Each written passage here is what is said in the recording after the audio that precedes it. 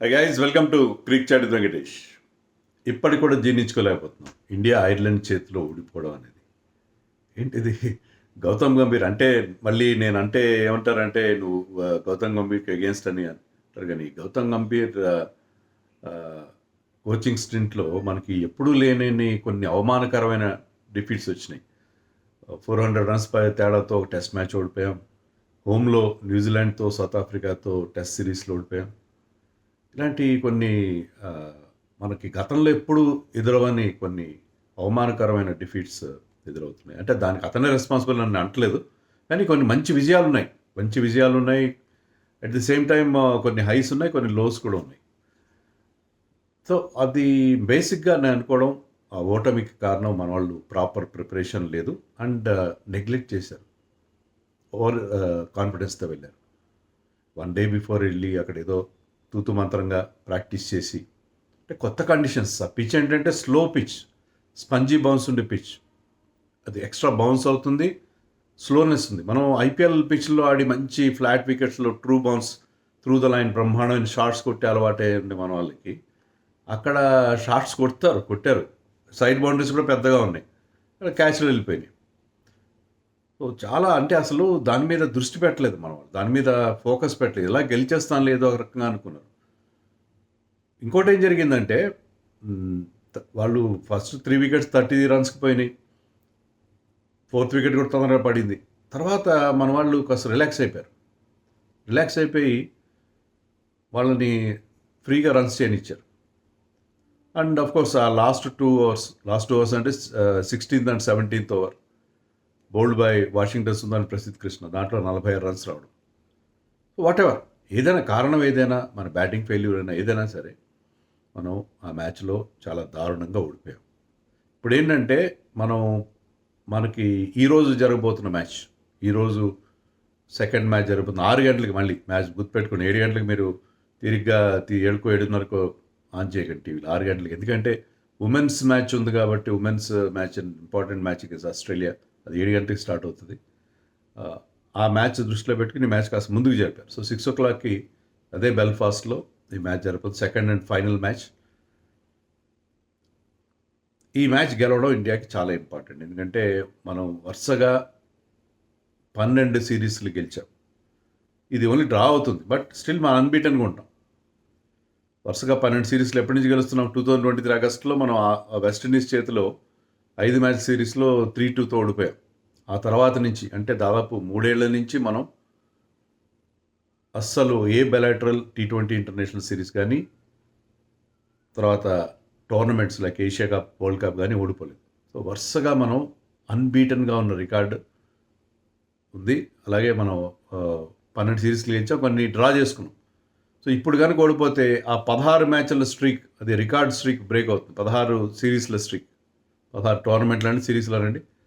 16 series and tournaments మనం అన్బీటన్గా ఉన్నాం. ఇక్కడ కనుక మనం ఓడిపోతే, మ్యాచ్ ఓడిపోతే మనకు అది బ్రేక్ అవుతుంది. అది కూడా ఐర్లాండ్ చేతిలో చాలా చాలా అవమానకరంగా అవుతుంది. ఐర్లాండ్ ఈ మ్యాచ్ గెలవాల్సిన అవసరమే లేదు. వర్షం వచ్చింది అనుకోండి, నిన్న కూడా వర్షం పడింది అక్కడ. వర్షం వచ్చి మ్యాచ్ రద్దయినా కూడా 1-0తో వాళ్ళు సిరీస్ గెలిచేస్తారు. సో చాలా చాలా డెలికేట్ సిచ్యుయేషన్లో ఇండియన్ టీం ఉంది. ఈ మ్యాచ్ గెలుస్తారు, నాకైతే 100% షూర్ గెలుస్తారు. 100% షూర్ చెప్తున్నాను. ఎందుకంటే ఫస్ట్ మ్యాచ్లో కాస్త సరిగ్గా బౌలింగ్ చేయలేదు. వాళ్ళేమో చక్కగా వాళ్ళు హిట్టింగ్ ద డెక్ టైప్లో బౌలింగ్ చేశారు, హిట్ ద డెక్ హార్డ్ ఆ టైప్లో బౌలింగ్ చేశారు. బాల్ ఆగి వస్తుంది, మెల్లగా వస్తుంది, అనుకున్న స్థాయిలో రాదు. మన బ్యాట్స్మెన్ కష్టం. మన వాళ్ళేమో మంచిగా స్లాట్లో వేశారు. సో అక్కడ ఏ లెంత్ వేయాలని మన వాళ్ళకి అర్థం కాలేదు. తర్వాత బ్యాటింగ్లో కూడా ఆ పిచ్ మీద కాస్త నిదానించి బ్యాటింగ్ చేయాలని మనకు అర్థం కాదు. అందరూ అభిషేక్ శర్మలా బ్యాటింగ్ చేయలేరు కదా. అభిషేక్ శర్మకి అడ్వాంటేజ్ ఏంటంటే హార్డ్ న్యూ బాల్ ఉంది. అది బాల్ దాంట్లో స్ట్రోక్ ప్లే కాస్త ఈజీగా ఉంటుంది. మిగతా బ్యాట్స్మెన్ దారుణంగా ఫెయిల్ అయ్యారు. సో ఈ మ్యాచ్ గెలుస్తారు కానీ మార్పులు చేయాలి కదా, కొన్ని మార్పులు చేయాలి. ప్రసిద్ధ్ కృష్ణను పక్కన పెట్టాలి, ప్రిన్స్ యాదవ్ని ఆడించాలి. లేదు మేము ప్రసిద్ధ్ కృష్ణకే ఇస్తాము, మేము అవుట్ సైడ్ నాయిస్, బయట వాళ్ళు ఏమనుకుంటున్నారు, సోషల్ మీడియాలో ఏమనుకుంటున్నారు, మెయిన్ స్ట్రీమ్ మీడియా వాళ్ళు ఏం మాట్లాడుతున్నారు, యూట్యూబర్లు ఎవరు ఏం మాట్లాడుతారు, పలానా వెంకటేష్ ఏం మాట్లాడతారు, పలాని ఆకాష్ చోప్రా ఎవరు మాట్లాడుతున్నారు, అశ్విన్ ఏం మాట్లాడుతారు, వాళ్ళతో పోల్చుకోవట్లేదని చెప్తున్నా. వీళ్ళెవరు మాట్లాడుతున్నారు అనేది వాళ్ళు పట్టించుకోము, మేము ఇష్టం వచ్చినట్టు చేస్తాము అని అనుకుంటే వాషింగ్టన్ సుందర్ని మళ్ళీ ఆడిస్తాము. క్లియర్గా ఏంటంటే వాషింగ్టన్ సుందర్ని సూర్యవంశీ రెడ్డితో రీప్లేస్ చేయాలి. అతను కూడా all rounder, is a seam bowling all rounder, అంటే పెద్ద మీడియం పేస్ బాగానే వేస్తాడు. మొన్న ఇండియా సిరీస్లో కూడా బాగానే బౌలింగ్ వేశాడు. అక్కడ మీకు ఎక్స్ట్రా పేసర్ కావాలి. Even Shivam Dube was effective than our spinners ఆ పిచ్ పైన. కాబట్టి వాషింగ్టన్ ప్లేస్లో సూర్యవంశీ రెడ్డిని ఆడించాలి, అది పక్కా. అలాగే ప్రసిద్ధ్ కృష్ణ ప్లేస్లో ప్రిన్స్ యాదవ్ని ఆడించాలి పక్కా. కానీ అలా జరుగుతుందని నమ్మకం ఉందా మీకు? లేదు, నాకు నమ్మకం లేదు. ఎందుకంటే వాషింగ్టన్ సుందర్ పేరు ముందు రాసుకొని మిగతా వాళ్ళ పేర్లు రాస్తున్నారు. ఇంకోటి నేను సూర్యవంశీ రెడ్డికి ఫస్ట్ మ్యాచ్ అప్పటికి ఇంకా ఐర్లాండ్ చేరుకోలేదు. లాస్ట్ మినిట్ రీప్లేస్మెంట్ అతను నితీష్ కుమార్ రెడ్డికి. ఈ పాటికి చేరుకునే ఉంటాడు, ఖచ్చితంగా చేరుకుంటాడు. ఐర్లాండ్కి అంత వీసా ప్రాబ్లం అలాంటివి ఏమి ఉండవు. ఐర్లాండ్ అంటే ఇంగ్లాండ్ వీసా వేరే ఉంటుంది, నాకు తెలియదు. UK visa is different. But ఏదైనా సరే ఆ వీసా తెచ్చుకోవడము, తర్వాత అతన్ని లాజిస్టిక్ ఛాలెంజ్ని అధిగమించి ఈ పాటికి అతను చేరుకునే ఉంటాడు. రీప్లేస్మెంట్ అనౌన్స్ చేశారంటే ఇంతవరకు వెళ్లకుండా ఉంటాడు. వెళ్ళిన అతను ఆల్రెడీ మ్యాచెస్ ఆడుతున్నాడు. అతను స్ట్రైట్ అవే ఈ can put him in the 11 in place of Washington. Straight swap, దాంట్లో డౌటే లేదు. కానీ వాషింగ్టన్ సుందర్ పేరు ముందు రాసుకుని మిగతా వాళ్ళ పేర్లు రాసుకుంటున్నారు. మొన్న వన్డే సిరీస్లో 3 మ్యాచ్లు ఆడాడు. 3 మ్యాచ్లు ఆడితే 3 మ్యాచ్లు ఆడాడు అగేన్స్ట్ ఆఫ్ఘనిస్తాన్. దాంట్లో ఒక వికెట్ మాత్రం తీశాడు 3 మ్యాచ్లు. ఒక మ్యాచ్లో అయితే ఒకే ఓవర్ వేసాడు, 19 రన్స్ ఇచ్చాడు. ఇంకొక మ్యాచ్లో 8 ఓవర్స్ వేసాడు, ఇంకో మ్యాచ్లో 7 ఓవర్లు వేసాడు. సో 3 మ్యాచ్లో ఒకే వికెట్ వచ్చింది. కానీ ఏ మ్యాచ్లో కూడా అతను ఫుల్ కోటా కంప్లీట్ చేయలేదు. ఏ మ్యాచ్లో కూడా ఫుల్ కోటా కంప్లీట్ చేయలేదు. బ్యాటింగ్ ఒకసారి బ్యాటింగ్ వచ్చింది, 19 రన్స్ చేశాడు. సో అటు బ్యాటింగ్లో కానీ బౌలింగ్లో కానీ అతను చేసింది ప్రెషస్ లిటిల్. ఏమీ పెద్ద చెప్పుకోదగ్గ పర్ఫార్మెన్స్ ఏమీ లేదు. టెస్ట్ మ్యాచ్లో బాగా పర్ఫామ్ చేశాడు, ఒక హాఫ్ సెంచరీ చేశాడు, 5 వికెట్లు తీశాడు మొత్తం కలిపి. టెస్ట్ మ్యాచ్లో నేను అంటలేదు, వన్ డేస్లో కూడా ఆడించండి అతను. T20లో అతన్ని ఆడించడం అనేది I'm not against, is a good all rounder, బాగా ట్రై చేస్తాడు, బాగా కష్టపడతాడు, కమిటెడ్ సోల్జర్. కానీ అతనికి ఏంటంటే ప్రాబ్లం ఏంటంటే మీరు అతనికి బౌలింగ్ ఇవ్వట్లేదు. ఒకప్పుడు పవర్ ప్లేలో కూడా బౌలింగ్ వేసాడు అతను. మీకు గుర్తుంటే ఐపీఎల్లో స్టార్టింగ్లో పవర్ ప్లేలో బౌలింగ్ ఎఫెక్టివ్ వేశాడు. ఇప్పుడు పవర్ ప్లే ఎవరు అతను బౌలింగ్ ఇవ్వట్లేదు, ఏ కెప్టెన్ ఇవ్వట్లేదు. అండ్ అతను బౌలర్గా కంటే కూడా ఒక బ్యాటింగ్ ఆల్రౌండర్గా యూజ్ చేస్తున్నారు, అకేషనల్గా బౌలింగ్ ఇస్తున్నారు. అలాంటి ప్లేయరు మీకు ఏ రకంగా ఉపయోగం? బౌలర్గా, బ్యాట్స్మెన్గా హీఈస్ కమింగ్ అట్ 7 ఆ ప్లేస్లో వస్తున్నాడు. 7లోనో 6లోనో వస్తే గుజరాత్ టైటన్స్ అతను ఎర్లీగా బ్యాటింగ్ చేస్తాడు, 4లో చేస్తాడు. అక్కడ పర్లేదు, అక్కడ కొంత టైం తీసుకుని he's not a power hitter. లాస్ట్లో ఫినిషింగ్ చేయలేడు అతను. ఫినిషింగ్ చేయలేనప్పుడు అతను allround skills as a batting all rounder మనకి ఏ రకంగా పనికొస్తాయి? ఇది నా బేసిక్ క్వశ్చన్, ఎవరిని అడిగినా అదే.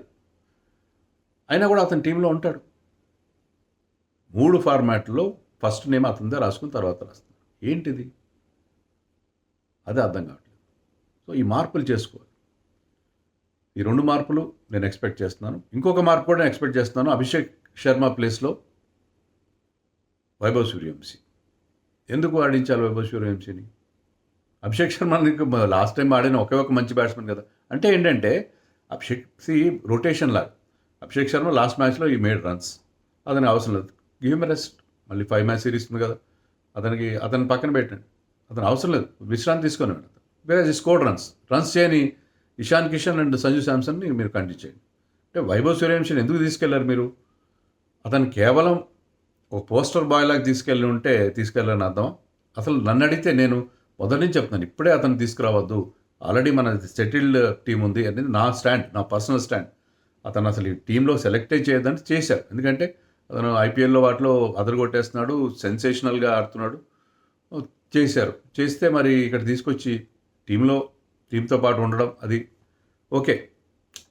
బట్ మీరు తీసుకొచ్చిన తర్వాత మరి ఆడించండి అతన్ని. ఆడించకుండా అలా పక్కన పెడితే కూడా అతనికి ఒక రకమైన ఫ్రస్ట్రేషన్లో ఉంటాడు. సో ఆడించేస్తే బాగుంటుంది. అభిషేక్ శర్మ ప్లేస్లో ఆడిస్తారేమో. లేదు మేము కేవలం బ్రాడ్కాస్టర్ ఇంట్రెస్ట్ కోసం, అందరూ మ్యాచ్ చూస్తారు, ఆన్లైన్ టీవీ సెట్లైనా ఆన్ చేస్తారు, ఈ సిరీస్ ఐర్లాండ్తో సిరీస్ ఎవరు పట్టించుకోరు, వైభవం ఉంటే పట్టించుకుంటారు అని అలా తీసుకెళ్ళాలి. ఇంగ్లాండ్లో కూడా 1-2 మ్యాచ్లు ఆడిస్తాం. ఊరికే అతన్ని ఏదో మార్కెటింగ్ రీజన్స్కి వాడుకుంటున్నారంటే ఇండియన్ బీసీసీఐ వాళ్ళు, I'm extremely sorry, I'm not at all happy. So అతన్ని అసలు టీంలో తీసుకోకూడదు. ఇంకా కొన్ని టక్కామొక్కీలు తిన్నాం. డొమెస్టిక్ సిరీస్ సీజన్ అంతా విజయ్ హజారే, ముస్తాక్ అలీ, రంజీ ట్రోఫీ అన్నిట్లో ఆడి రకరకాల బౌలర్స్ని ఫేస్ చేసి అప్పుడు అతన్ని ఇనిషియేట్ చేస్తే, ఎందుకంటే ఆల్రెడీ మన T20 టీం అద్భుతంగా ఉంది, దాన్ని డిస్టర్బ్ చేయాల్సిన అవసరం లేదు. బాగుండేది. తీసుకున్న తర్వాత ఆడించండి.